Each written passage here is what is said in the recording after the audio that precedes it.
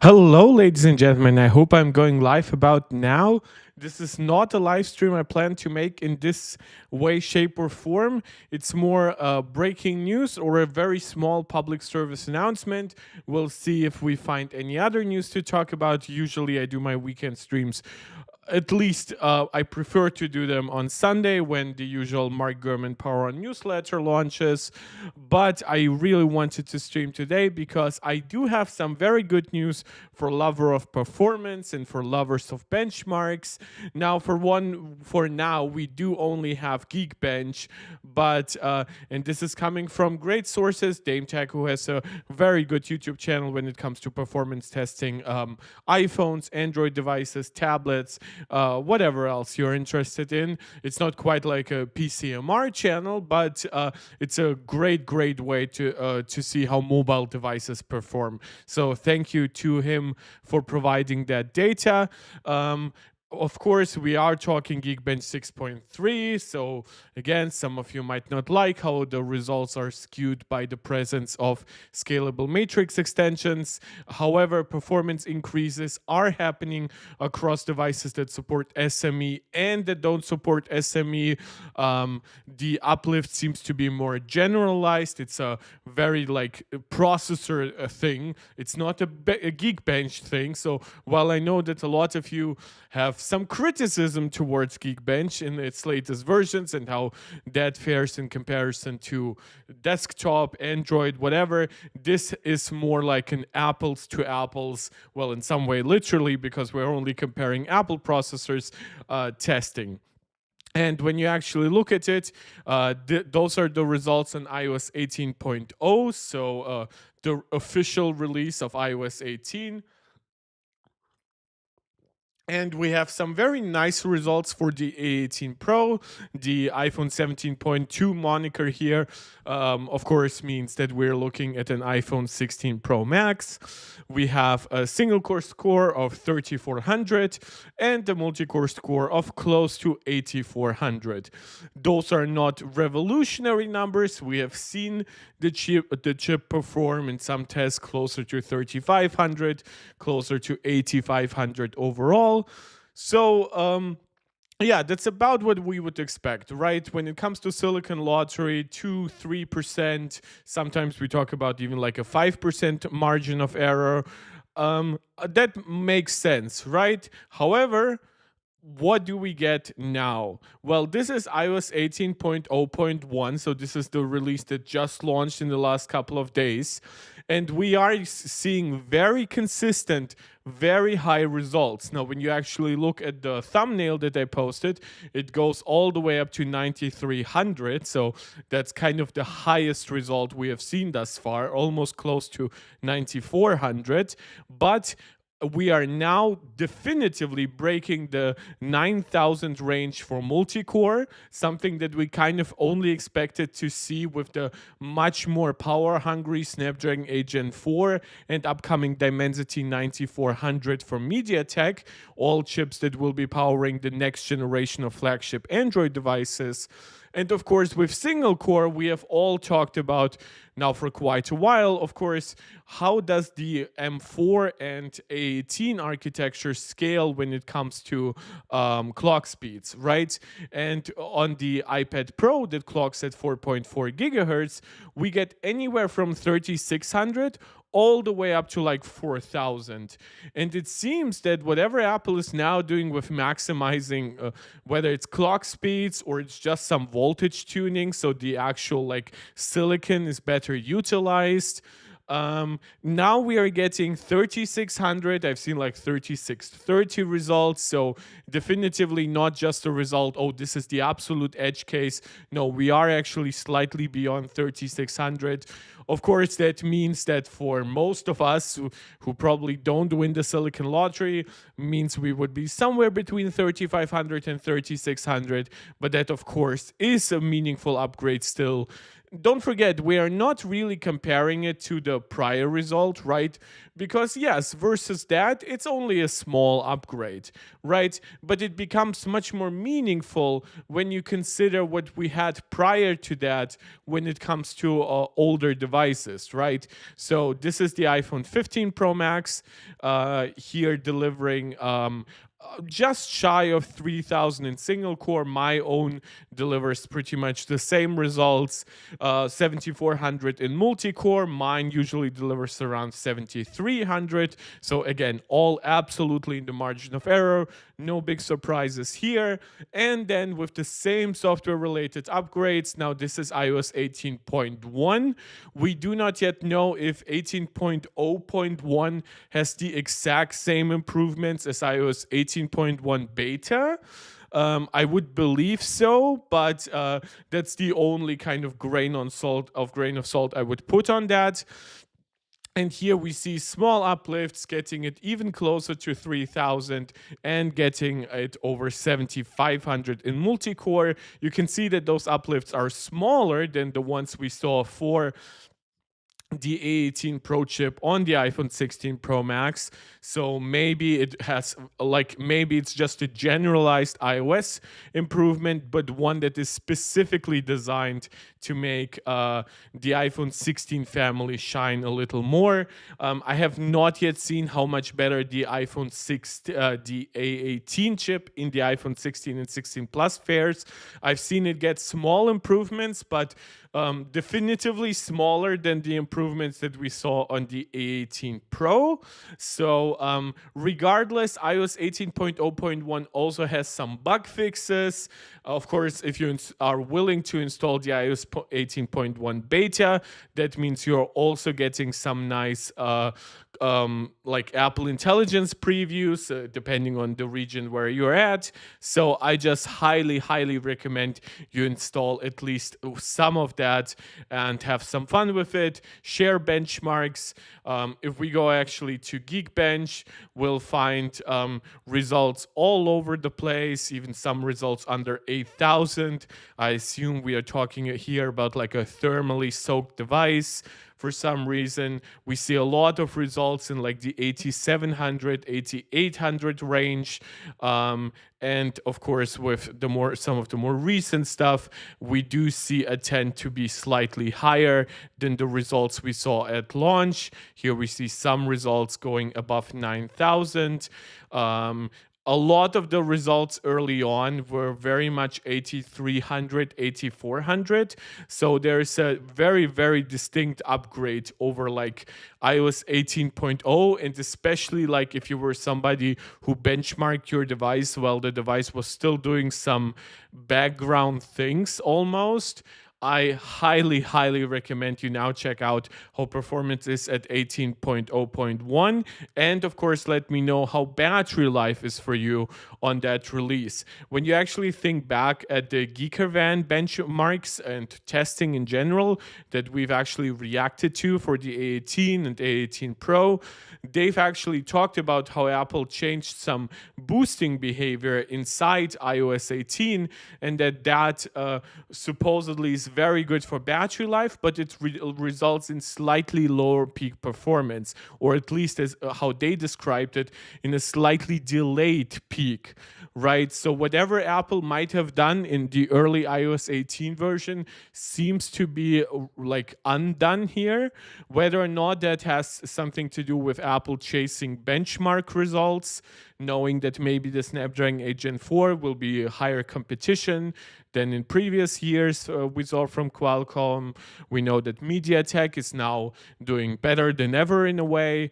Or if maybe it has something to do that when Apple released iOS 18, they just thought, look, it might be still a little buggy. Let us like limit peak performance just a tiny bit to improve battery life. And once we figure out some bugs, figure out some optimizations, we'll just go in and re-enable like absolute peak performance later on, and nobody will come to much harm. We are not benchmark chasers here. Even if our like day one benchmarks for the latest iPhones are like 2, 3, even 5% lower, that doesn't hurt us too much.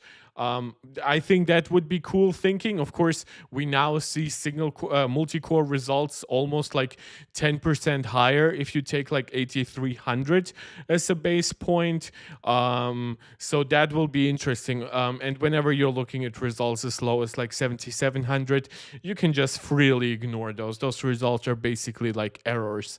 Even like 3200, it's like that is bullshit. Like that wouldn't even make sense if Apple kept the exact same architecture between the A17 Pro and the A18 generation, and they just increased clock speeds. We of course know that there is an IPC uplift. We of course do know that there's now SME support, which does benefit Geekbench 6.3 a little bit. So these results that are that low, feel free to ignore them.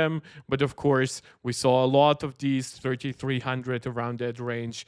Now to see it clock or get up to 3600, that's a very, very good thing.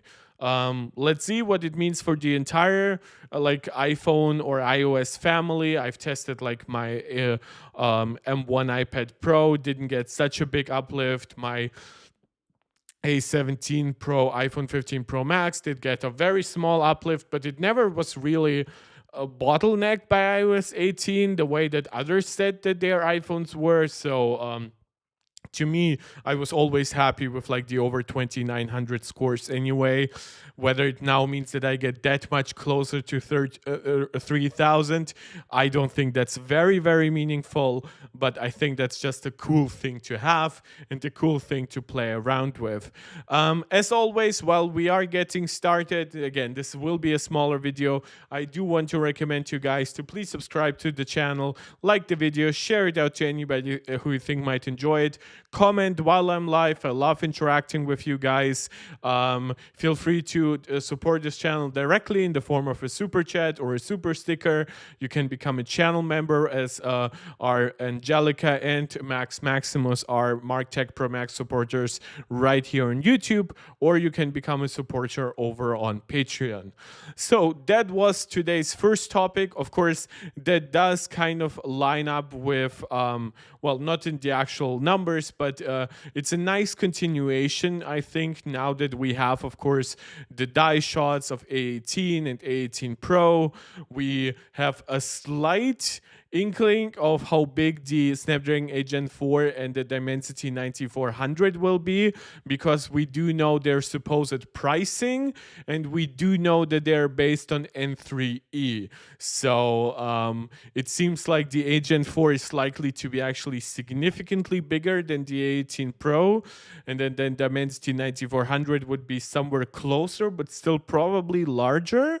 But again, we don't know if there's any like mass order like benefits that Apple gets here or something like that.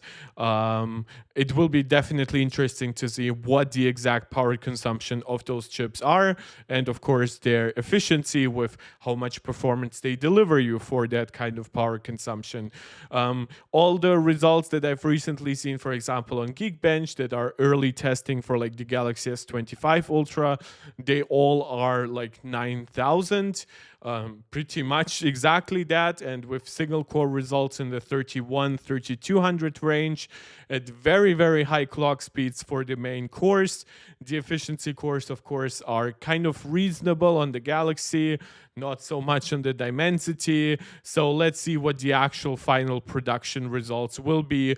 It's always easy to speculate. For example, last year, I think when we all saw like Xiaomi launching the 14 series, the 14 Pro series with the Snapdragon 8 Gen 3, and they really talked up their like their vapor chamber design and how much better it is at cooling, supposedly, right? And all that kind of happened from that, in my opinion, was that it was actually kind of underwhelming, that it didn't deliver any new peaks of performance or anything like that. It was a pretty standard Snapdragon 8 Gen 3 with pretty standard sustained performance numbers. So that was a little bit disappointing.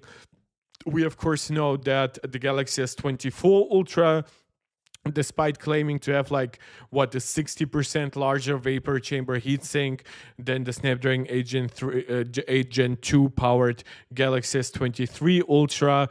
Like in sustained numbers, we actually saw sometimes the last gen win. So that was all a little weird. So I just wouldn't really like. We know, of course, that the iPhone 16 series has improved cooling versus prior generations of iPhone, but we do know that they still don't have like a vapor chamber solution or something like that. So, in my opinion, now that the main three mobile chips will all share the same node, it might, and of course, we know that there will be big architectural leaps. Apple, of course, jumping to ARM v9, as we know, on the A18 series, Qualcomm jumping to their own Orion cores. And we know that the Dimensity 9400 will support the latest X925 core from ARM, which is supposedly a big uplift from the X4 cores on the prior generation. That will be all very interesting to take in. That's my take. It's not a very hot take, but definitely cool to see some improved results. I'm still, like, of course, wondering what that means for battery life, but somebody who is very much an enthusiast on all those questions, I just am really glad to see something to play around with. Something that I might not be playing around with next year, but something that will still be very interesting is the upcoming iPhone SE 4. We, of course, know Apple is kind of overdue to give us a new iPhone SE. The iPhone SE we currently have is like a 4.7-inch LCD device with a home button, a 12 megapixel camera that doesn't even support night mode. It is based on the A15 chip. It has a very small battery by modern standards.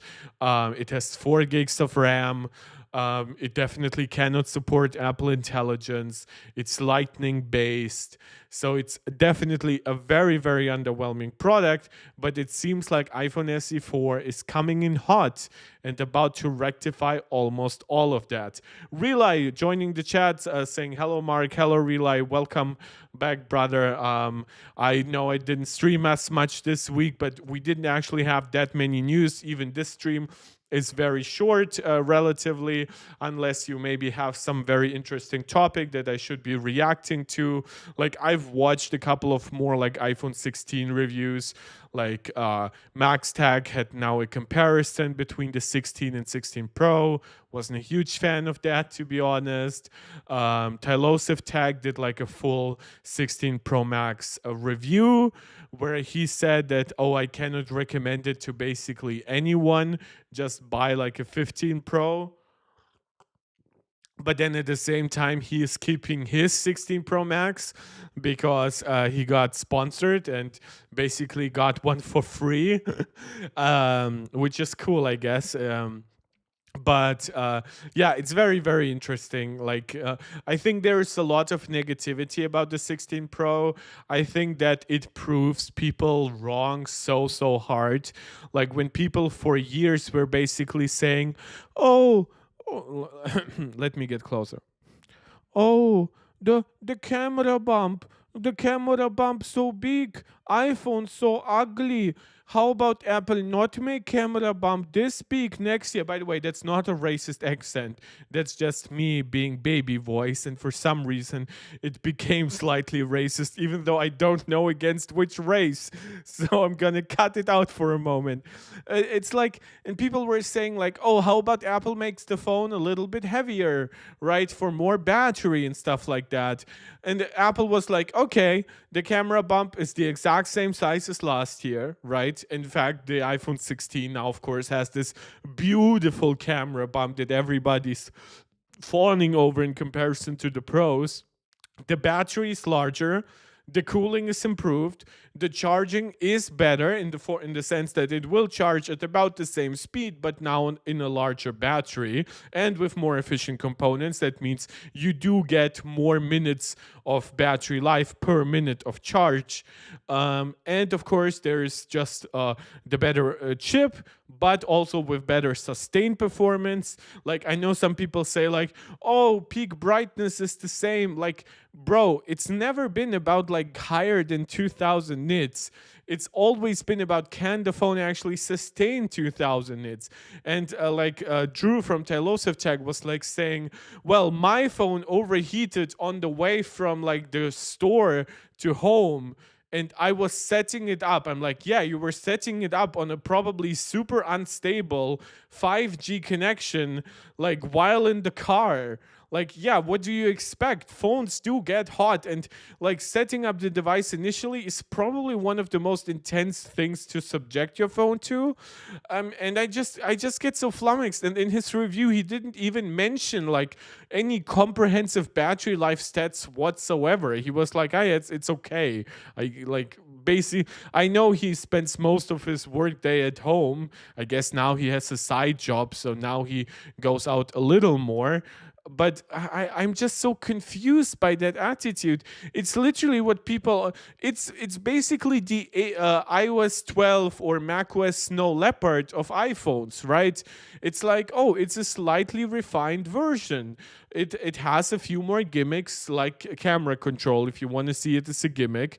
It's a very nice device with like very slim borders and a slightly larger screen. Again, as I said, higher performance, higher sustained performance, thanks to better thermals, faster charging, better sustained charging, better speakers, better microphones, like all those little things that really matter once you really get into using your device. The things that make you like, oh, look, I can keep my phone like in the back of my shower while I shower, and now the speaker is very clear. It's like, I know that the previous generation was already really good, but the fact that it's all still getting better in a device that is like barely 10 grams heavier than last gen and still 10 grams lighter than the iPhone 14 Pro Max and the iPhone 13 Pro Max, it just seems so weird, in my opinion, to downplay all of that so aggressively. Again, I can react to that if any of you want to. This is why I always tell you, let me know in the chat what you would like to see me do next. This is why I always tell you also, like, even when the video has been uploaded, please tell me what you would be interested in seeing me cover. Sometimes there is just one single piece of news that is actually really big and interesting. To me, that was the iPhone SE 4. We've kind of talked about it already a little bit over previous streams. And then there was like almost that breaking news of better performance on iOS 18.01. So I decided to integrate into the stream. However, I'm not here to just like bash other YouTubers. It's not even fun for me. Like sometimes a video is so bad that yes, I will take some gleeful enjoyment of like, oh, deconstructing every single point. But for example, Sonov Tech made like a video of like, is the camera on the iPhone 16 Pro actually worse than on the 15 Pro? And like on Twitter, I just shared one word: no, it's not worse by no means. And yeah, so again, it would make no sense for me to go into that kind of review and try to analyze it, because I don't think that review, like that title, was even meant that serious. It was basically clickbait anyway.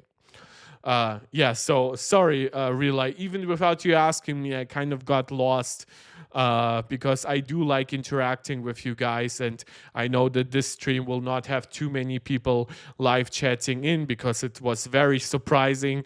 I planned it for the last couple of hours, but I actually didn't share a link to it on Twitter, so let's see if anybody from Twitter finds their way to this. And again, if tomorrow we'll see some Mark Gurman news, I'll react to it if it's decently big news. Otherwise, I will wait until Monday. I think that by the end of the month, we'll have plenty of news to react to. So I don't see like a need to like waste your times with streams that I don't think are worth watching. It's very important for me that you actually value your time here, that you're enjoying yourself. And this is why I try to sometimes limit my exposure to you guys, or your exposure to me, I guess.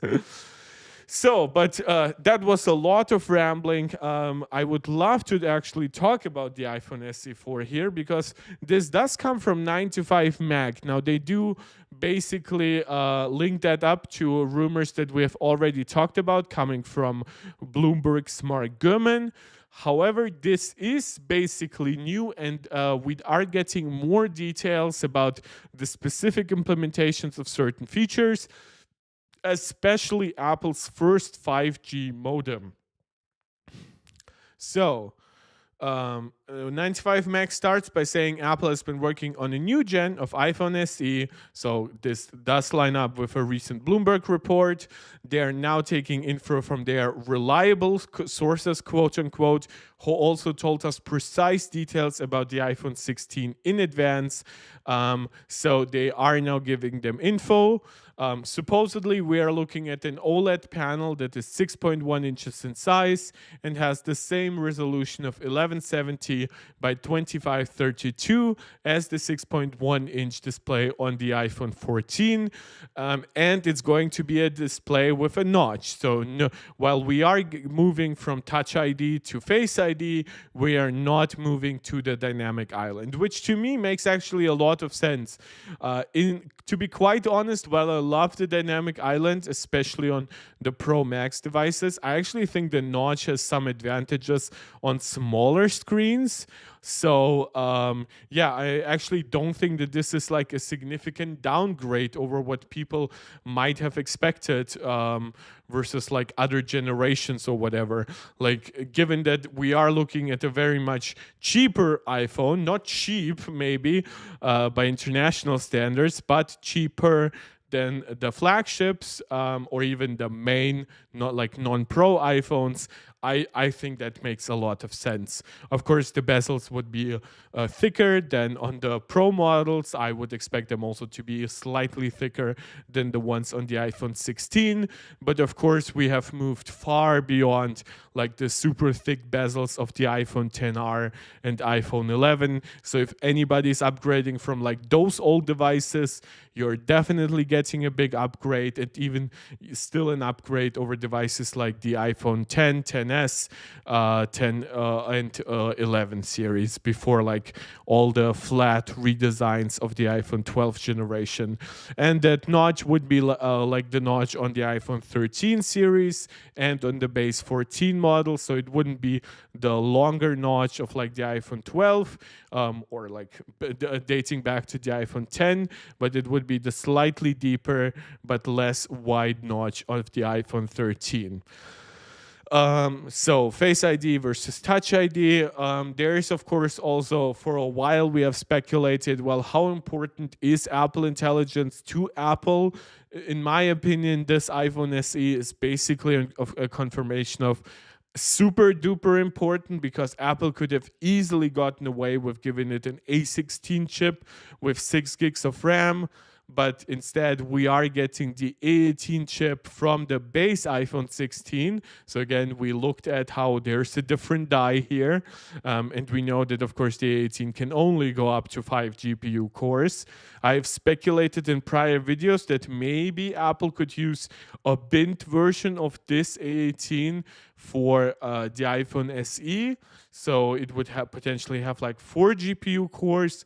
However, that it was only speculation on my part. It's not part of the actual rumors. So whenever I say stuff like that, I usually always specify, yep, this is not like official news or anything like that. Basically, it's just discussion fodder for us in the chat here.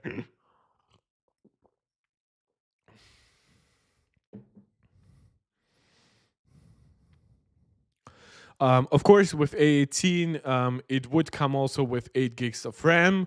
Very likely the same as 7500 megatransfers per second memory. So Apple would be able to actually double and triple down on like the logistics of that 8 gigs of RAM in that specific configuration.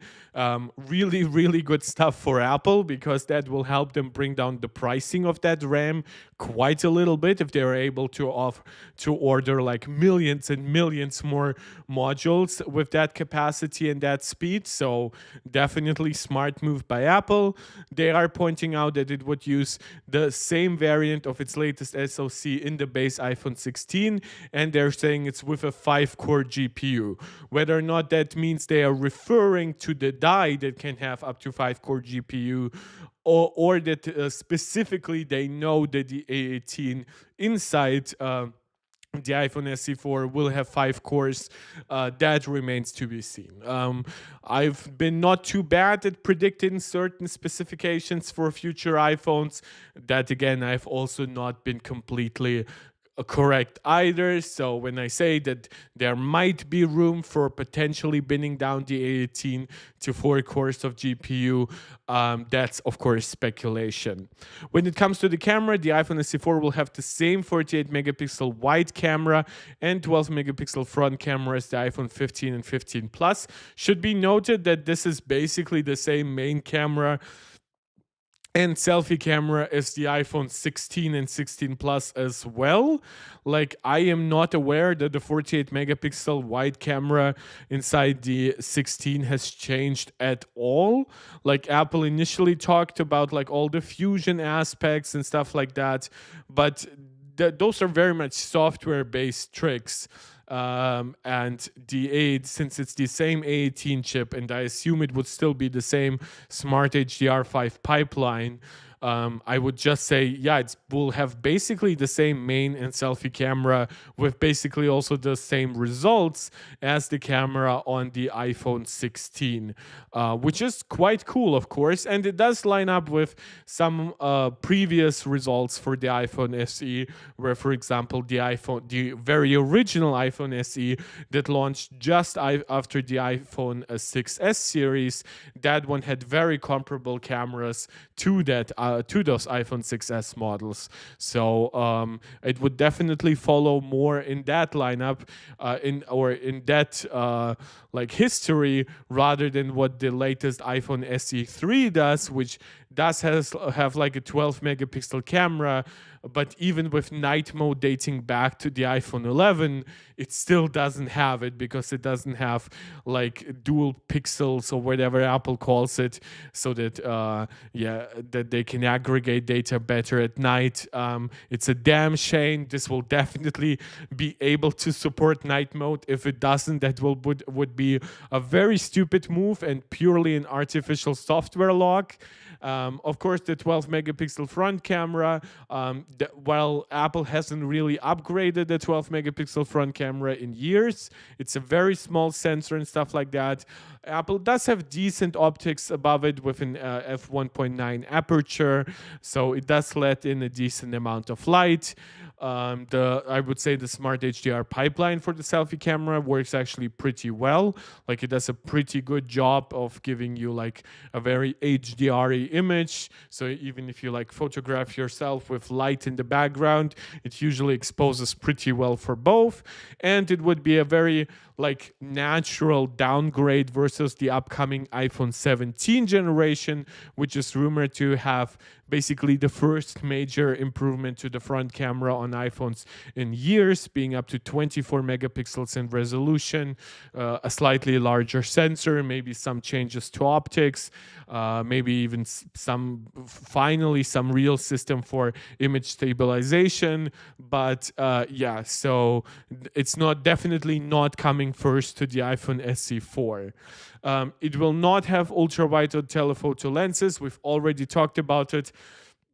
Apple is saving on money here, definitely, by not giving you extra cameras. They're also saving on internal space, one might argue. My suspicion is that the main point that Apple wants to make here is that of course, as a lot of markets, and I've talked about it in the past, are very sensitive to certain spec points, like, oh, how many cameras does it have and whatever. I think that Apple wouldn't want the SE to like fully cannibalize sales of like iPhone 16 and whatever, especially if it truly is like $300 less expensive with basically the same main camera. And I think Apple's argument here would be, look, it looks older, slightly thicker bezel, notch versus dynamic island, maybe a screen that goes only up to 1,000 nits rather than 2,000 nits. One camera, even though it's arguably a very good camera, and then like some small cutbacks across the board. Maybe, of course, the base configuration could still stay at 64 gigabytes, which wouldn't be great, but would be like an easy path for Apple to advertise like a sub $500 starting price, but then maybe make the 128 gigabyte module version like $50 more expensive. Of course, we do know they like to do that. Their main margins do come from slightly higher storage and RAM configurations. So Apple does know how to get more money even from like somewhat lower income consumers. No ultra wide, no telephoto with 48 megapixel. They would of course be able to talk about a 2x. Again, it's not an optical zoom, but they claim it's a lossless zoom down to 12 megapixels. Which does work reasonably well, and we do have two also support to rely long-term supporters of this channel at this point, Tipo Master, and one somewhat short-term supporter but a really engaged one, Armored Core 6 Rocks, joining the chat saying hello brothers, welcome here. It's funny that I'm kind of almost finished with the news. I really should stop doing my streams anywhere at 4 p.m. I should probably make them closer to 6 p.m. because that's clearly when you guys have an easier time joining. But now that you are here, I would actually really like to ask you, is there anything in the world of Apple or in the world of tech, especially mobile tech, that you would like to see me cover? I've talked about how I watched some iPhone 16 reviews, how I didn't love some of them, liked some others. There is a super sav camera comparison between the latest Pixel and the iPhone 16 Pro Max. Maybe you guys have watched something interesting that you would like to see me react to. So that's like, I always love to hear your suggestions. And of course, the main star of the show is actually surprisingly not even the A18 chip, which would have been my main guess here, but it might actually be the 5G modem. Now, when I talked about it in previous videos, I almost talked it down. Like, for one, it doesn't have millimeter wave, which to me is a-okay. Get rid of millimeter wave, get rid of the need for extra antennas for it. Make sure that the US model and the worldwide models get rid of the SIM card. Use all that extra internal space for like more battery, better cooling, more structural rigidity, stuff like that, right? That has always been my case. Useless tech like millimeter wave can go away. So when rumors came in that Apple's first 5G modem, which of course would come with all of their like patent, you can argue disputes, but fundamentally they found a deal with Qualcomm. They still do have a long-standing deal, so it wouldn't be all iPhones going immediately Apple-owned modem. So the iPhone SE might be a good place to start it, especially if it might be a slightly underpowered modem. So Apple could really just come out and say like, look, this modem, it's not designed to be like the Apple silicon of modems, right? It's just designed to be a pretty good, pretty efficient thing. However, some of the things I'm hearing here actually make me very excited, and they do recontextualize some rumors that we've talked about in the past. Let's see what I mean by that. Of course, we know that there's a long-term history here that Apple has failed repeatedly with making that modem actually work. We know that after acquiring Intel's modem division in 2019, we know that Intel's own modems weren't the best performing one.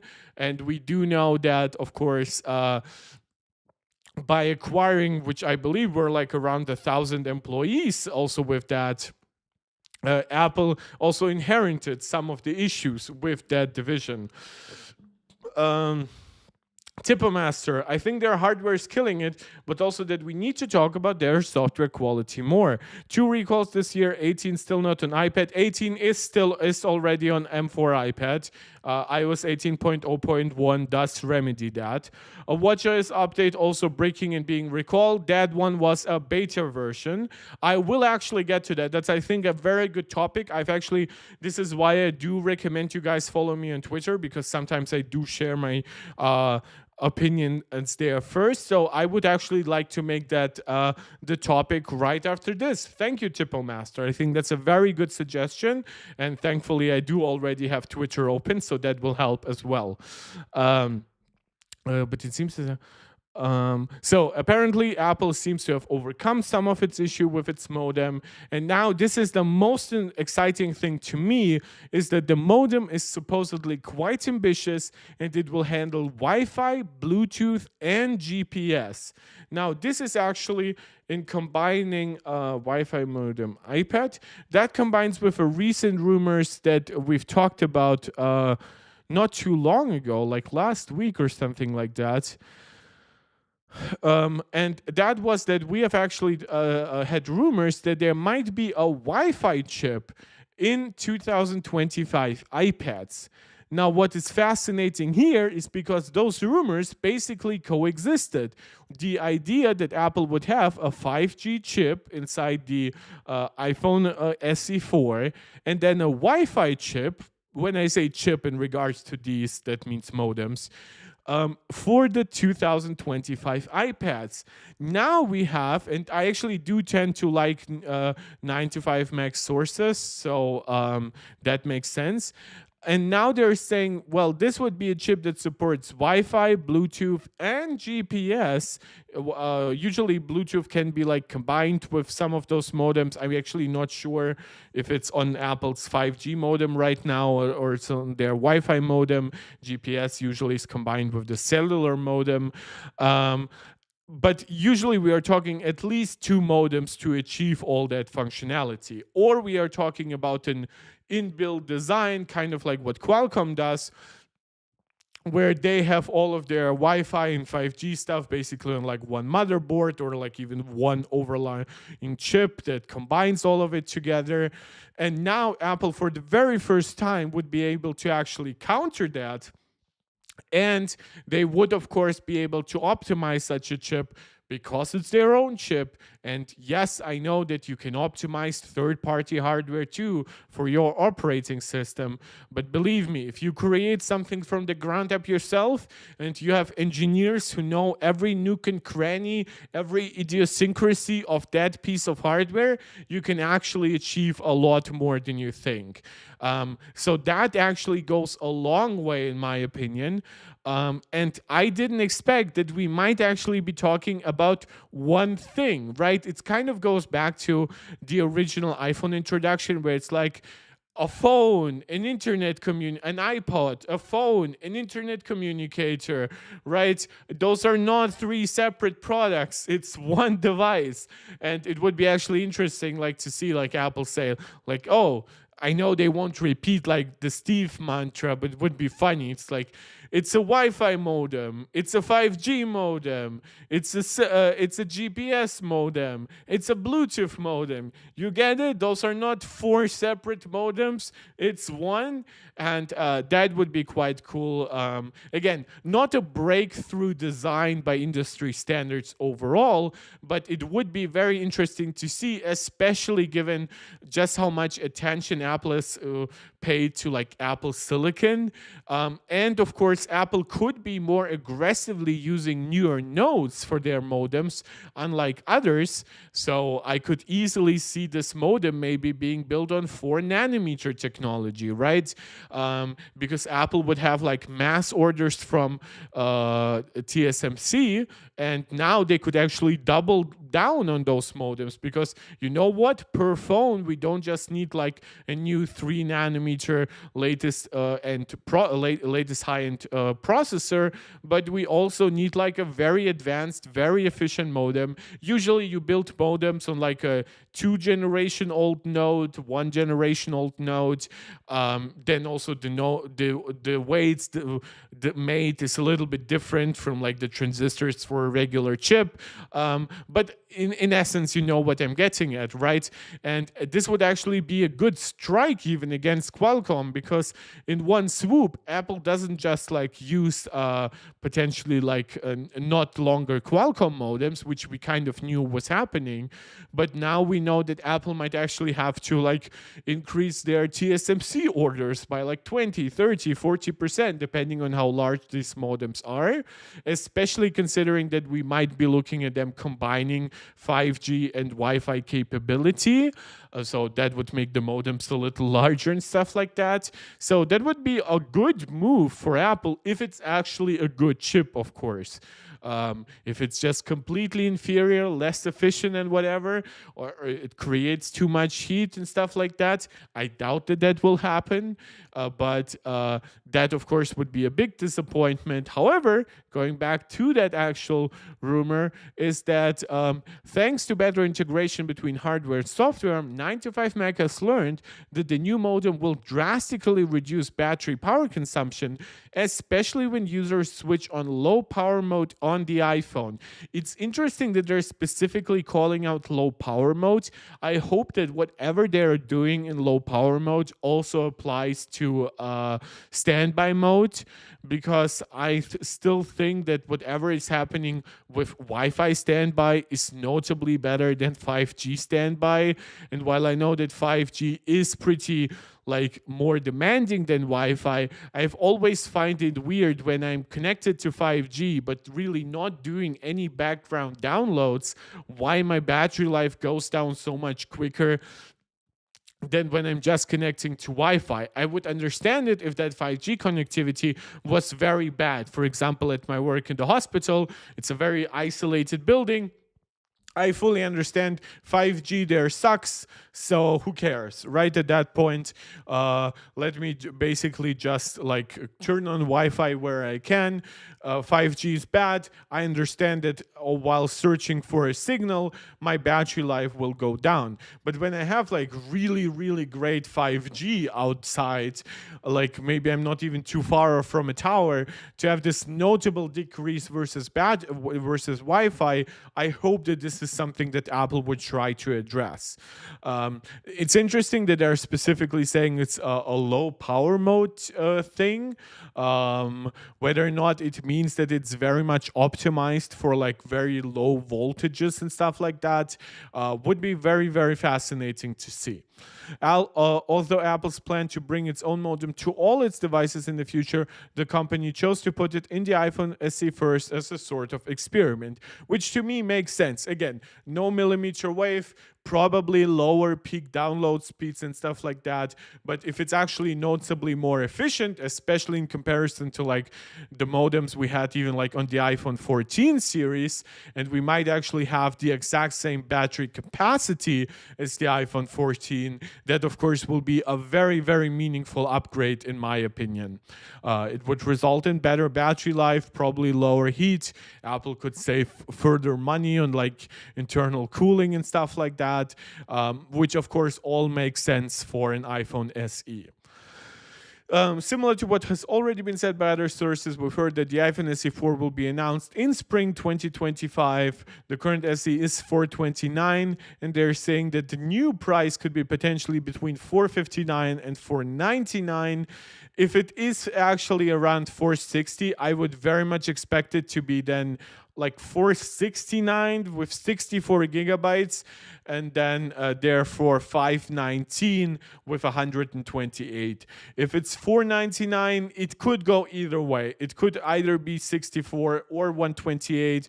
Of course, we know that the iPad Air is $600 and comes with 128 gigs of storage and 8 gigs of RAM, so that wouldn't be too far off. But again, Apple also likes to have higher profit margins on iPhones. So somewhere in that range, somewhere between 450 and maybe 550. Unless Apple really sees the risk of cannibalization, then I could see it being maybe 550 for a 64 gig version and then 600 for a 128 gig version. That to me would be slightly pushing it. I think 550 for 128 gigabytes would be quite a decent deal still, and even compare quite nicely to a lot of like Western Android competition. Yeah, I think that will be a very good product. Diplo Masters, millimeter wave dead. Yes, essentially, it's basically like a Verizon gimmick in the United States, and I wouldn't be surprised if like Verizon even like gives Apple incredibly advantageous deals so they keep it around, so they can actually say like, oh, we technically have like the fastest cellular network out there for iPhones or even in general. Um, yeah, but overall, yeah, millimeter wave has never made really its way outside the United States very much. And it has definitely not become commonplace anywhere outside like big cities, even in the United States. So yeah, millimeter wave is pretty much dead. Dead. Yeah, and in Canada they never got it. Yeah, it's just a US thing for iPhones in general. I know that other phones might support it in other regions, but millimeter wave is also like a regulatory nightmare from what I hear. So other countries might not even want to use the exact frequencies that are used for it in the US or whatever. So they just don't bother. And when you consider that you can go up to like full 1 gigabit, right, on 5G pretty much. Like you can easily go like 400 megabits, 900 even, without millimeter wave. So is it really that advantageous? Then when you're sitting basically directly next to an wave tower, yes, you can hit 4,000 or something like that, but do you really benefit from it would be my question. Like it eats battery life. It just takes almost a few leaves to flow between you and the tower to like immediately kill off half the speed. At that point you might as well have just relied on the regular 5G or like a Wi-Fi hotspot that would have been much more energy efficient, wouldn't eat up all your data. Yeah, to me millimeter wave is dead. I think that technologically it obviously still exists like on an objective basis, but yeah, I don't think much for longer. I think the second Apple decides to kill millimeter wave support on iPhones, a lot of competitors will follow suit and get rid of it also, even in the United States. I know many already don't support it, so yeah. um, but that's about it for the iPhone SE4. Some really interesting rumors to know that Apple isn't going like the easy route with their 5G modem. They're making it an integrated solution with Wi-Fi as well on it, targeting very low power consumption. So that sounds interesting if they can actually achieve it. But for now, we are very much still in speculative territory to actually see whether, for one, we are getting this modem and how well it performs. This Centauri modem, we'll have to wait until at least spring of 2025. I think that's about it here. Yeah. Um, but again, Tipo Master, you actually suggested a topic that I had kind of prepared almost on the side, but really didn't know like how to get to it almost. But I think you asked the right question, so let me just briefly set it all up for you. So I have to go to my Twitter, my precious Twitter account, where I my phenomenal posts. Like highly recommend you check out my Twitter. It's really great. It's the only good account on Twitter. I'm sorry. Where is it? Acknowledge here. Yeah. Um, So it doesn't show anything bad. I'm always afraid of showing you my full name or my email, which I guess I got more paranoid because I was watching a streamer yesterday and he accidentally showed like all his emails for his Gmail accounts. And I would like to avoid that if possible for now. Not that I don't trust you guys, but that's just, I guess, a matter of precaution. So let's start with 9 to 5 Mac here, and then we can move to what I had to say. Because Tipo Master, the question you actually asked, which to like reflect on it, Apple has had to recall some software releases. We of course know some software has been delayed, specifically when we talk about Apple Intelligence. Some got delayed to iOS 18.1, of course, then others 18.2. We know Siri will probably be only coming in like 18.4. So I can definitely understand some of the thinking behind that. But for one, let's start with the thoughts of Ryan Christoffel here, and then I'll get to my thoughts. So Apple has had quite a busy year of software. I agree. He actually says Apple has never had a bigger software year, and in many ways, I actually agree because back in the day, even when like the big redesign that was iOS 7 launched, don't forget Apple had far fewer devices to actually like make iOS 7 run on. They had very slow, very short upgrade cycles. So like even the original iPad that launched in 2010 didn't get iOS 7 that launched in 2013. So forget like today's 7, 8, 9 years support. We weren't even at the full 4 years of support back in the day. But of course, now Apple supports a lot of older hardware for a very long time.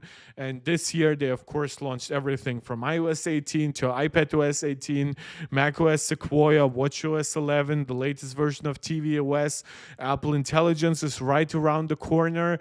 They do have all the regulatory pressure to make iOS a more open system from markets like Europe. So that required new APIs, new agreements for developers and stuff like that, support for third-party app stores.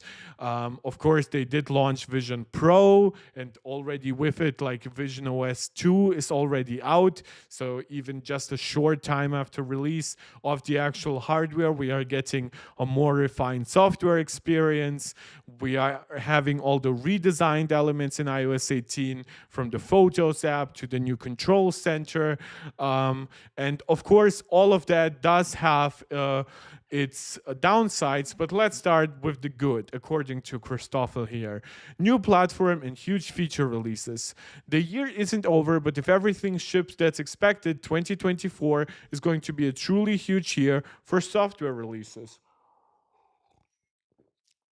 For starters, the Vision Pro launched this year. Apple's first spatial computer shipped with Vision OS, a brand new major software platform that does so many things right. So again, I like somebody who is positive on Vision OS and Vision Pro in general. With Vision OS, Apple built a futuristic computing system centered around eye tracking, hand gestures, and key device integration. I can spend a whole article exploring the ins and outs of Vision OS, but let's move on. True.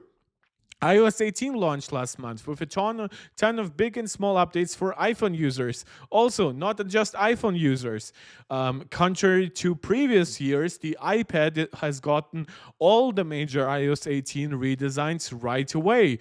Previously, when Apple introduced widgets, we had to wait a year before they came to iPad. When Apple introduced like more customizations to the lock screen, that came only a year later to iPadOS. So while we like to talk about iOS 18, this year iPadOS 18 was very much in lockstep with iOS 18. There are new customization tools, feature additions to photos, notes, messages, reminders, journal, and settings. There's a brand new app, Passwords, which does take the passwords away from the settings app, making the settings app much less crowded, and much, much more. Of course, we do have releases across all the major software stacks, and all on the same day, which I do point out myself later on too. iOS 18 is coming later this month, and with it, the first set of Apple Intelligence Siri, a new start for Siri of Apple Intelligence that will include a new start for Siri, powerful system-wide AI writing tools, notification summaries, object removal, priority mail, memory movie generation. Oh, true, that is now AI powered. I always forget that that is technically a new feature. Photo search that works, or to be more precise, AI powered photo search that is more extensive, and more. Before long, iOS 18.2 will integrate Genmoji, ChatGPT integration, image playground, visual intelligence, which for all those people who have currently their camera control buttons disabled, that will be a good reason to turn them back on. Mail inbox categorization, which I don't know, like for me, just doesn't have much use, and I probably wouldn't trust anyone but me to do that. And Siri personal context awareness, however, that is not the full yet Siri redesign. Like, well, redesign, yes, but not the full Siri new functionality. That is actually more an iOS 18.4 feature. What is bad, according to this writer? Delays and neglected platforms. Now, I wouldn't call delays bad. There is that Miyamoto quote that I don't think is actually from Miyamoto. Miyamoto, if I actually quote. All right, there it is. Miyamoto. Okay. A delayed game is eventually good, but a rushed game is forever bad. We have no idea if he ever actually said it. We have no idea if there might be any mistranslations happening here.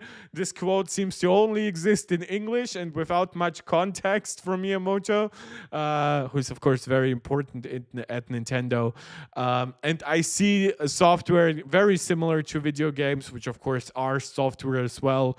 Like, it's better to delay it a little bit, make the product much better, than risk having a very bad perception by consumers. Even if you fix your video game or your piece of software later on, that early stigma will stick to it. So might as well just delay it, deal with a little bit of backlash for that, but one that will be much, much less severe than if you launch a broken product.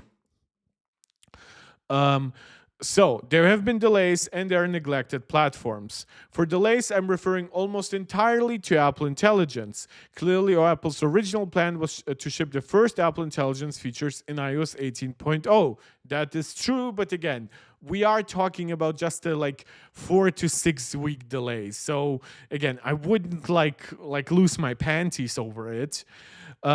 Instead, despite a ton of AI marketing flooding the world, Apple's biggest tentpole feature of the iPhone 16 still isn't available. In the long run, a 1 month delay won't matter. Absolutely correct. This is why I'm reading this. It's a respectful article. Nobody will care. But it's unfortunate how many times Apple's big iPhone 16 unveiling had to include the coming later asterisk. I would still make, though, the point that it has not been entirely uncommon. Right? Because when you think back, for example, like the iPhone 7 Plus that launched with dual cameras, and one big aspect of the dual camera feature was that it would support portrait mode, right? Which at that point was like a really big new thing. And guess what? It was basically a coming later asterisk for quite a while.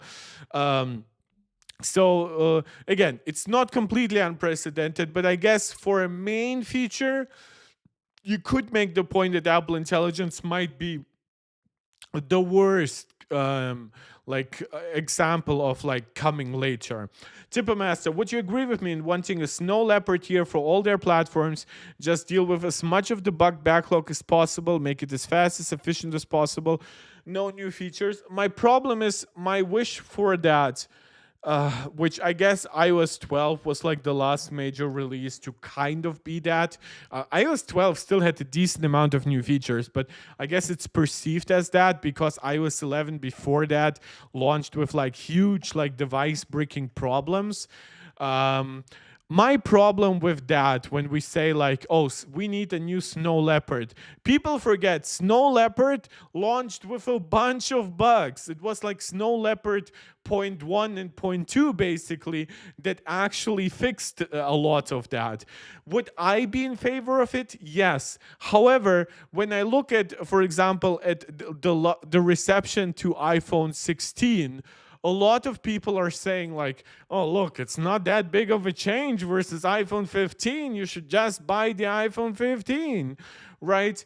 And I fear that if Apple does like a Snow Leopard thing, or let's even call it an iOS 12 thing, and they just focus a full year on basically no new features at all, or maybe only new Apple Intelligence features, but no regular features, right, that are deeply baked into the OS. I feel like a lot of people will start just calling it boring, and they'll just say, oh, there isn't that much need to upgrade to that new release, even though arguably that's what people have been asking for. If anything, this year showed to me that people, especially in the review space, are way more hypocritical than I believe them to be. Look, I understand everybody has different morals when it comes to sponsorships and stuff like that. But I thought that at least when it comes to core demands, like for years, people said like, look, Apple, we don't even care about camera quality that much. Stop making the cameras larger. It starts looking ugly. And Apple is like, this year, it's like, oh, look, it's the same size sensors and stuff like that. They're slightly newer sensors, but they aren't bigger. So the cameras are about the same size.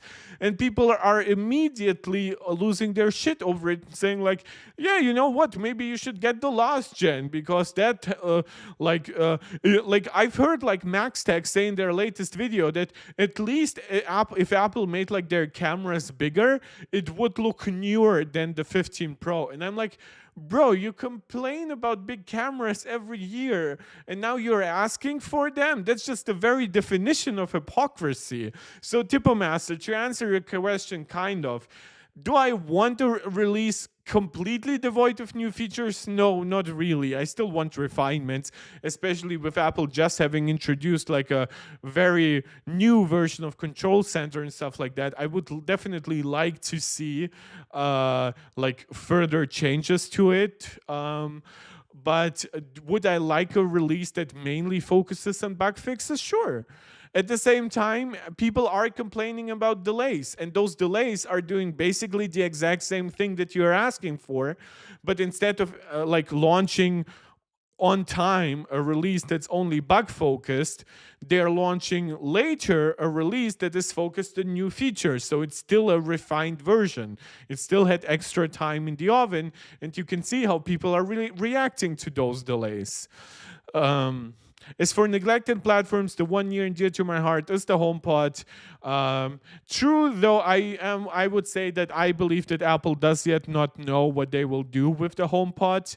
I think that while they are planning to release the new smarter Siri for it, I think they will only care about it once they actually have iOS 18.4 ready and maybe private cloud compute. They could like say, oh, HomePod supports Apple Intelligence, but it only supports it thanks to private cloud compute. So it has to be always internet connected. And for any like super personal inputs, it will actually like get data from your iPhone, and that iPhone must then be compatible with Apple Intelligence. Maybe they will give you a HomePod that has an A18 chip and 8 gigs of RAM, but I wouldn't bet on it, to be honest. Like, that would make it ridiculously expensive. That chip alone is like over $100. If you had like the $300 worth of like audio hardware in there, like you would end up with a product that Apple wouldn't want to charge at least like $600 for or something like that.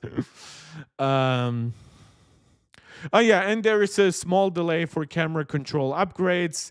I personally don't care about it. That's such a small thing. That's such a easy refinement to integrate in iOS 18.1 or 18.2. Yeah, I don't care. But I guess for neglected platform, mentioning HomePod is actually not that unfair. Also, of course, there is the question of how will Apple bring AI to Vision Pro. Yeah, the problem with Vision Pro, it has an M2 chip with 16 gigs of memory. And while that does sound enough for Apple Intelligence, obviously, which is supported as low as an M1 with 8 gigs of RAM, don't forget that Vision Pro has quite a huge computational load on its shoulders for most of the time. So integrating AI into it might be a little complicated. I would still expect it to probably get Apple Intelligence. Definitely the next version that will come with like M4, or that is even rumored to come with M5. But yeah, I still could see like it like supporting very basic features. Ugly brick devices. Yes, but we aren't talking about that much here. Let's see.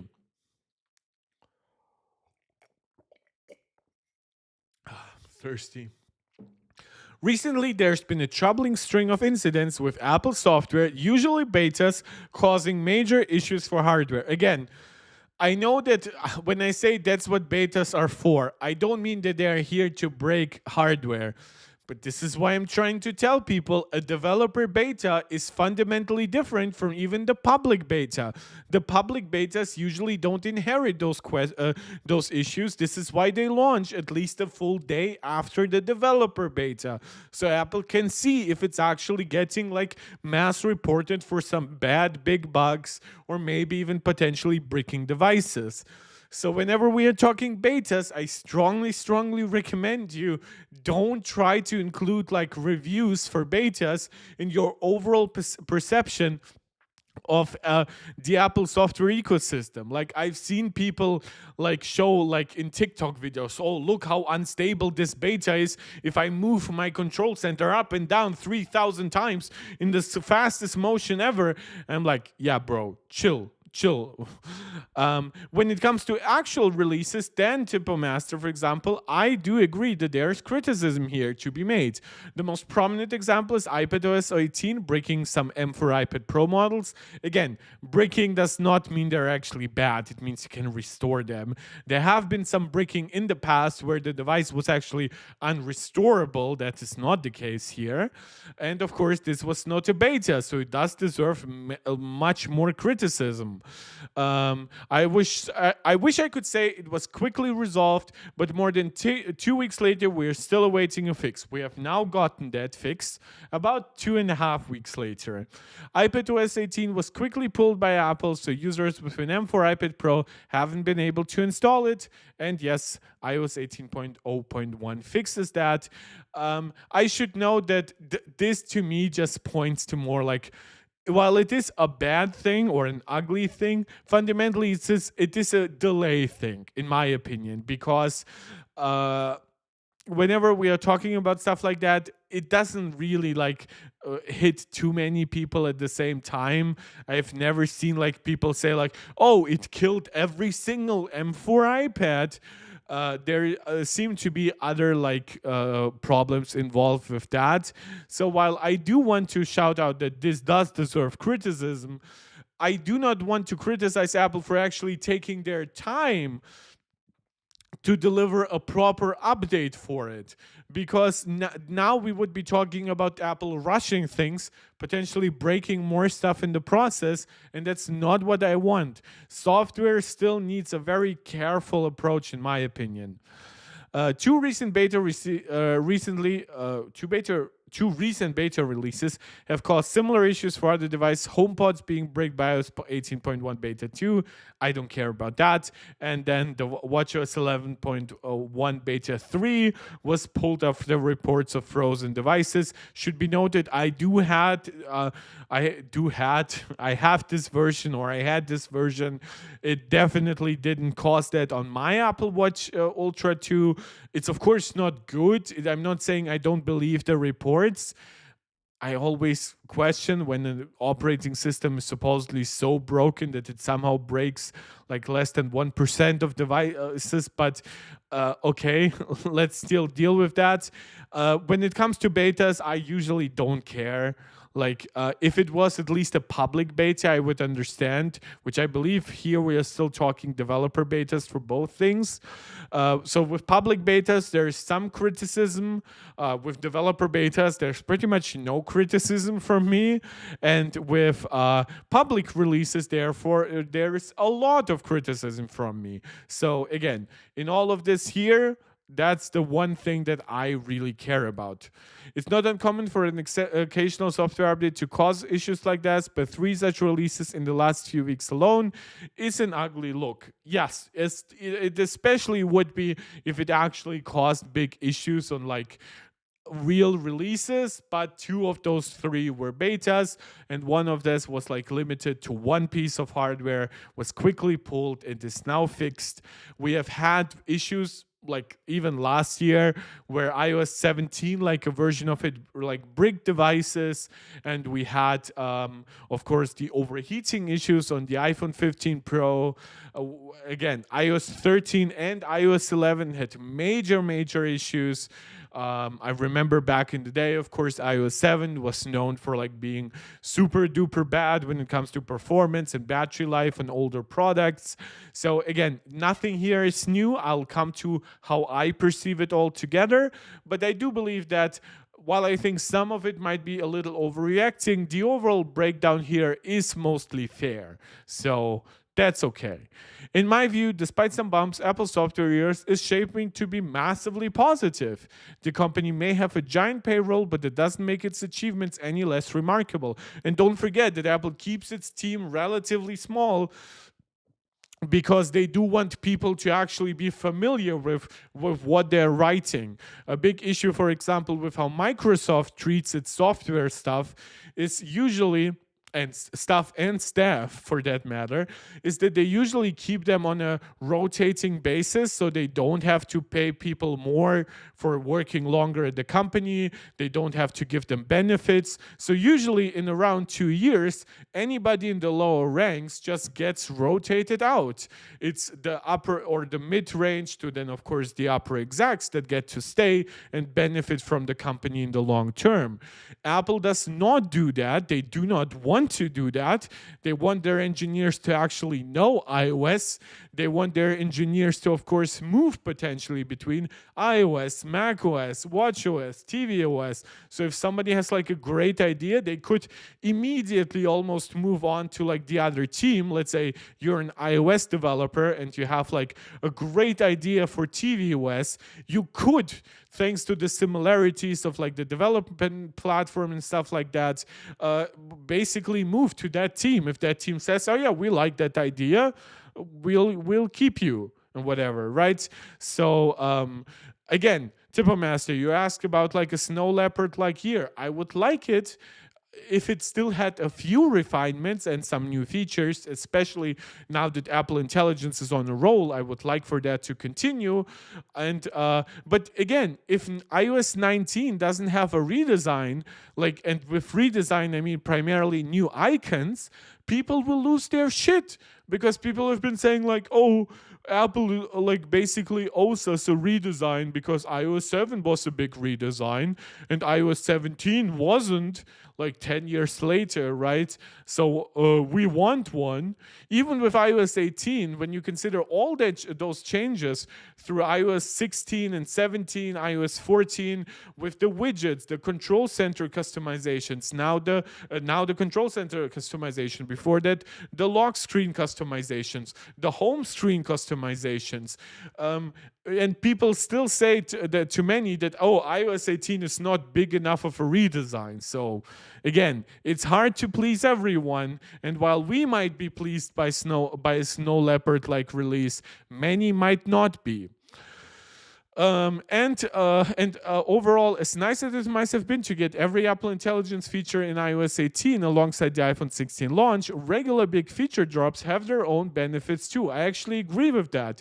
It makes the audience pay attention to smaller features that might get lost in one big release where there are already 10, 12, 15 features to cover. While if you release instead 8 major features with iOS 18, then 2 features with 18.1, 3 features with 18.2, stuff like that. The numbers aren't correct. I'm just giving you like a rough concept here. That will make people still keep paying attention. While in previous years, iOS 17 would come out, and then with 17.1, 17.2, even though there were still some nice features in there, because people have been coded to just care about that one major first release, they stopped paying attention even when Apple was releasing nice features months later. And I think this year Apple is very much about changing that, and I wouldn't be surprised if we see iOS 19 have a similar like stacked release where like there will be 19.1, 19.2, especially when it comes to Apple Intelligence, so that Apple can keep talking about Apple Intelligence basically every other month for the next 2 years. And when you want to know my thought, which I wrote before this article, after, like, for example, the watchOS problems came out and people have started talking about a pattern of bad releases, this is what I wrote, and apologize for me actually reading it out in full. I acknowledge that Apple has had some software rollout issues this year, but I believe a lot of the complaints are completely unreasonable. We had years where releases actually mass break devices. I should actually do some historic breakdowns of how often that happened, especially back in iOS 13 and 11, which is interesting because iOS 12 was like this stability focused update, but then 13 and 15 were pretty bad by the standards of the people online. Again, it never hit any of my devices, even while I'm like a religious beta user, even, but and developer beta user, even. But okay, it's not like I can diminish entirely the claims by people made online. Or a new device launch with significant software related problems. Think the overheating of iPhone 15 Pro on iOS 17. I know that because back in the day I made one of my first public service announcements on this channel when the fix came out for that. Apple fully launched Vision Pro this year, marking their first new platform in quite a while, requiring a lot of attention across hardware and software. And they even already released visionOS 2 with many quality of life improvements. Again, I would argue that visionOS 2 is actually pretty similar to something like Snow Leopard. Of course, it needs to have a few more features than Snow Leopard because it's just the second release, but it so happens that it's a very small release, mainly focused on some small things that people have been asking for, few further refinements to like the APIs, the hand tracking stuff and things like that. And I think that the fact that Apple released Vision Pro and is already now on its second major release in the same year is actually pretty impressive by most standards. Angelica joining the chat, one of our MarkTech Pro Max supporters over here on YouTube. She's now with us a little later than planned. Had some work to do. Oh my God, working until so late on Saturday. I'm so sorry. She can now relax with my stream. Thank you so much for joining. Europe and other market regulators keep increasing development burden on Apple as they seek new APIs, a more open system, support for third-party stores, and more. Don't forget that all that stuff, it goes through lawyers and stuff like that, yes. But then Apple probably has to design multiple versions of how it all gets implemented in the background, hoping to keep the system as close as possible, but having to plan for the eventuality possibility that they are basically being forced at some point to develop a Linux-like solution. So Apple is kind of effed with that, and it's very fortunate that we are getting as many software releases as we are, despite all that regulatory pressure. Of course, we know also that Apple Intelligence is partially not coming to Europe because of such regulatory concerns on Apple's side. We know it will come later to China because China has completely their own concerns when it comes to controlling software. And all of those things Apple has to kind of integrate. They cannot get around it, and they cannot just think in completely US focused patterns. Apple Intelligence is following the pattern of a new platform release rather than that of a simple software feature. That's why it's been talked about for a while and will take a little longer to release after its introduction than is typical for Apple software, but actually quicker than is typical for a brand new piece of Apple hardware. Just look at Vision Pro or Apple Watch.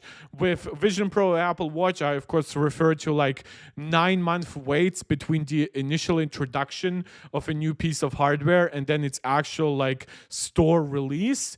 With software, our wait times are usually shorter, and they will still be shorter for Apple Intelligence, which has been shown at WWDC, and in June it will launch sometime in October in its first iteration, and it will take for it about 9 months to be kind of feature complete from what was shown at WWDC. If we can believe Mark Gurman rumors that somewhere in March we might, or even maybe as early as February, which of course would be cool, we would be getting iOS 18.4 with the fully upgraded Siri. So again, take it or leave it, but it's not a completely untypical launch. It's a little bit atypical for software, but if you look at Apple Intelligence as what it actually is, which is almost like its own platform now inside Apple ecosystem, it's kind of difficult to actually argue that, oh yeah, it's not that bad that it got delayed by a month. It's still very much fitting the pattern and even outpacing releases like Vision Pro, Apple Watch, the original iPhone, things like that. The promised international rollout for Apple Intelligence is actually considerably faster than for features such as Apple Pay. Like, I believe I waited like, what was it, 5 years? Or something like that before Apple Pay came to me in Germany. And we are obviously now promised that over even its first year of release, Apple Intelligence will launch in a lot of languages and a lot of markets. So that will be cool. Don't forget that we aren't just talking here about the feature. It's like, oh, Apple needs to optimize the languages and stuff like that. No. When we're talking about German, French, Spanish, Italian, languages like that, a lot of Apple releasing the AI for that or not will depend on how cooperative Europe is. Because what would be the point in launching a German Apple Intelligence Siri if Germany and Austria and Switzerland are not supported? Right? I guess Spanish and Portuguese would still make sense if you look at Latin America, but then Italian would make basically no sense. French, well, yes, there are, of course, all the overseas regions that were former French colonies, I guess, but if you want to support French, you better bring it to France. That's the biggest market when it comes to income that actually speaks French. There's a lot of regulatory pressure here because Europe, of course, puts a lot of value, as do I, on privacy and having a very open process. So Apple will have to disclose where they're getting their data from and stuff like that. I believe a lot of companies now basically signed up on some kind of declaration with the EU. I think Apple did not. probably because Apple didn't want to be signing the same document as like Meta, which of course Apple hates and do believe that whatever they're doing with privacy and transparency is ass. But we'll see how it plans out. And ultimately, I believe if Apple has to adhere to the same standards down the road as Meta, I believe that Apple will do a pretty good job as still outpacing companies like that. As I said, the delay for Apple Intelligence across the world, which of course, or like still the slower rollout, has a lot more to do with different regulatory requirements rather than some kind of laziness on Apple's part. iOS 18 is a pretty major release even without Apple Intelligence, and unlike in previous years, iPadOS is getting pretty much all the major changes right away. I've already addressed that while reading the 9to5Mac article. As I said, lock screen customization, 1 year later on iPadOS. Widgets, like home screen widgets, 1 year later on iPadOS. So a lot of those things are a pattern that was actually broken with iOS 18. A lot of us expected the new control center, for example, to come with iOS 19, if we look at how the previous years have panned out.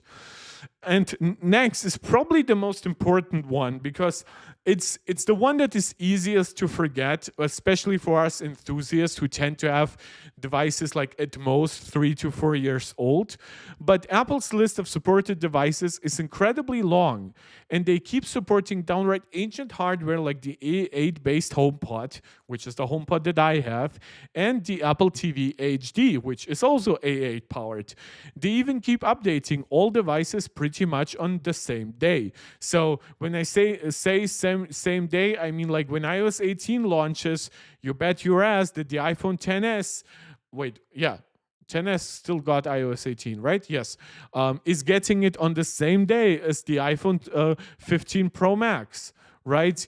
If we're looking at tvOS, the Apple TV HD is getting it on the same day as the Apple TV 4K third generation. So there's a big difference here to how other companies handle it. In fact, companies like Samsung often have to resort to a gradual rollout. Cheaper or older hardware is given second-class status in that. And when we actually look at a recent example here, is Android 15 seems to be delayed overall, but the One UI implementation of Android 15 seems to be delayed even further still. And Samsung just promised that we are getting One UI 7, and at some point I do want to talk about One UI 7, because God was this version of One UI overhyped, that it will launch with the Galaxy S25, but they didn't, of course, commit that the Galaxy S24 series, which has been promised to get 7 years of updates, would get One UI 7 on the same date as the Galaxy S25 launches, which is, of course, how it works for Apple. So I just wanted to point out there's so many factors now at play, like some devices being supported for 6, 7, 8 years, of course, even longer when we look at something like the Apple TV HD. When, of course, we look now at Apple trying to bring new platforms simultaneously, whether we are talking about a brand new hardware platform like Vision Pro that requires a brand new user interface, or a software platform like Apple Intelligence that isn't just optimized for new hardware, but also has to run simultaneously in the cloud. So Apple has to build up hardware for their private cloud compute infrastructure. Of course, all of that has to exist in context with all the regulatory pressure, bringing it to one language, one region, more languages, more regions, and of course, trying to keep it all simultaneously still like running on a software that still gets like non-related updates, right? Like Apple didn't just say, oh, iOS 18 is a refinement of iOS 17 and it's getting Apple Intelligence. No, iOS 18 in of itself had some pretty major features, and even macOS Sequoia is not too small of an update. And then, of course, Apple broke its pattern with iPadOS, giving it the same features in 1 year as the latest iOS version. So while I do not want to downplay some of the issues that Apple has had with delays, broken devices potentially even, and downright problematic like releases, right? Sometimes it doesn't have to brick a device, but the new OS version might be so buggy that it might as well have not existed, because regular consumers will just look at it and say, I don't want it. But don't forget, there is iOS 17.7 out there for anybody who doesn't want to update to iOS 18. Apple has deliberately created that option a couple of years ago for example, people who rely on their devices for business and stuff like that. So anybody who's like, oh, I need to upgrade to iOS 18 for like security update, no, you don't. You can still keep, at least for the next month or two, iOS 17 and still get the latest security fixes. Josephat saying, pretty thoughtful article. Do you mean the 9 to 5 Mag one or mine? Because I think both deserve some praise. Look at how fair I am. So again, I'm not trying to excuse anything here. I'm trying to say, for one, it's not a unique situation. We've had troubles like that in the past. And when you juxtapose this to actually all the increased development burden on Apple's shoulders, it actually makes more sense than ever that issues like that occur. So in that way, they're actually more forgivable than ever before. Just about saying mine, of course. Well, thank you. Thank you very much. Guys, we've been streaming now for about 1.5 hours.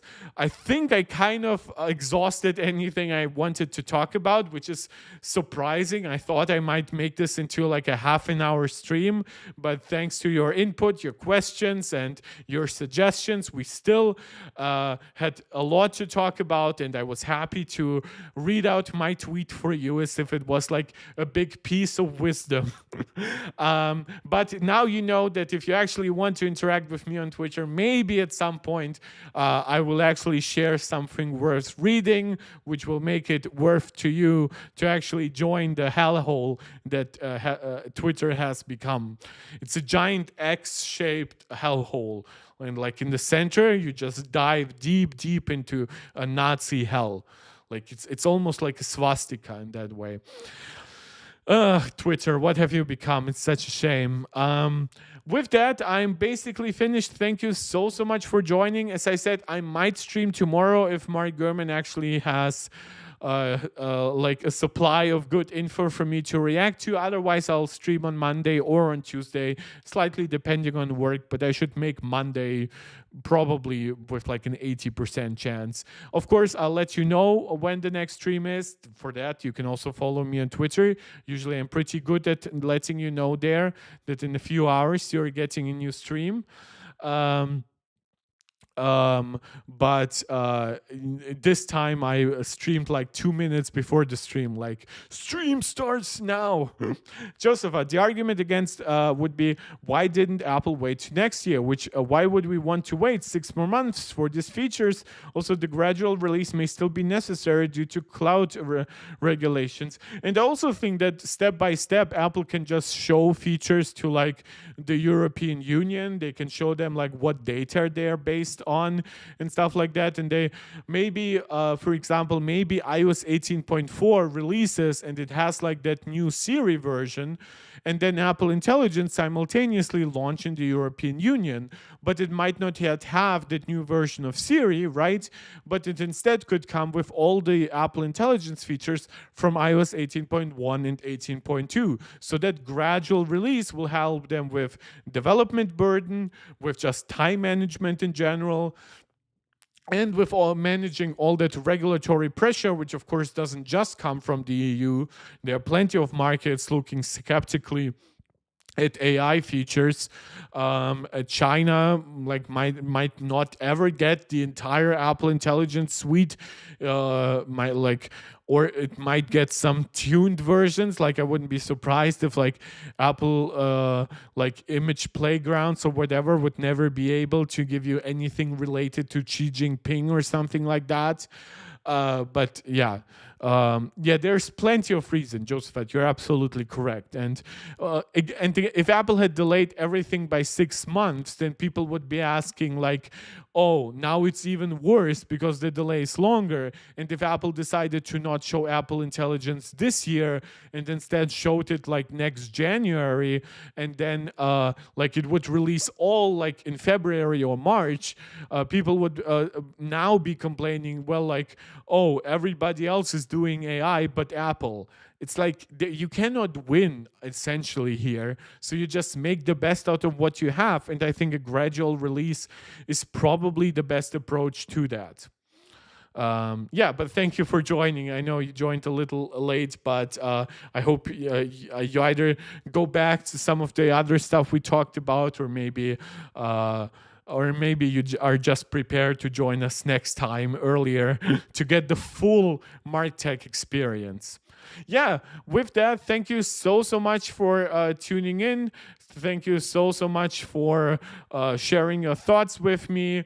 I would love to make the next stream very, very exciting for you, depending on when I can stream. As I said, I will make it, I will let you know when it's actually happening. So the first thing I will do, I'll put it at a time when more of you can actually join earlier in the stream. Like this time, most of you joined like 40 minutes in. That's not too great. I'll have to play around with the timing. So let me know when is probably the best time for you. Add to that, please, your actual time zone, because otherwise I wouldn't know what region you mean. Or you could just convert your time into the time zone for Berlin, Germany, which is where I am. So I have less work to do, which would be very much appreciated. I'll see you next time. As always, thank you so much. This is Mark Tech tuning out.